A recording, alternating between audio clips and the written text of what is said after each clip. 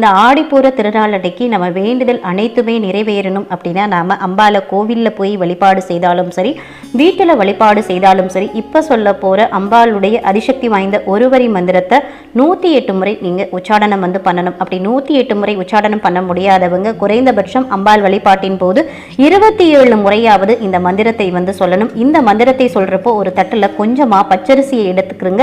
இதோடு சேர்த்து மஞ்சத்தூள், பூ இதழ்கள், நெய் சேர்த்து கலந்து ஒரு அட்சதையாக தயார் பண்ணி வச்சுக்கிறங்க.